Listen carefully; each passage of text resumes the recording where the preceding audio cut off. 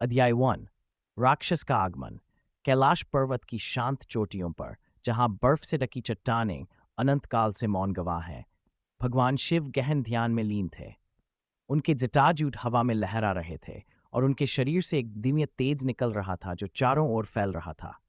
वह ब्रह्मांड के गहन रहस्यों में डूबे हुए थे जब अचानक एक अशुभ ऊर्जा ने उनकी समाधि को भंग किया। एक विकराल गर्जना ने पूरे कैलाश को कंपा दिया।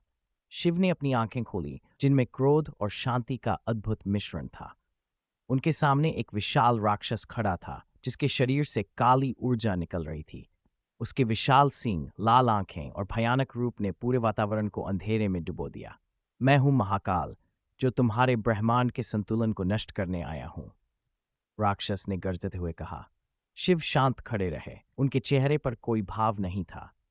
वह जानते थे कि यह कोई साधारण संघर्ष नहीं होगा। राक्षस ने अपनी शक्तियों का प्रदर्शन करते हुए आसपास के पहाड़ों को हिला दिया। पेड़ उखड़ गए, चट्टानें टूट गई और एक भयानक तूफान उठ गया। देवताओं के लोक में हलचल मच गई। ब्रह्मा और विष्णु चिंतित थे। राक्षस की शक्ति इतनी भयानक थी कि वह पूरे ब्रह्मांड को नष्ट कर सकता था। उन्होंने तुरंत एक परिषद बुलाई। यह राक्षस हमारी व्यवस्था को पूरी तरह से नष्ट कर देगा, ब्रह्मा ने चिंता व्यक्त की। शिव अभी भी शांत थे। उनके मन में अपने भक्तों की चिंता थी। वे जानते थे कि इस युद्ध में केवल उनकी शक्ति ही पर्याप्त नहीं होगी। उन्हें अपने भक्तों के साथ एकजुट होने की आवश्यकता थी। राक्षस ने अपनी शक्तियों से पृथ्वी पर विनाश मचाना शुरू कर दिया। शहर जल रहे थे, नदियां सूख रही थीं और लोग भय में कराह रहे थे।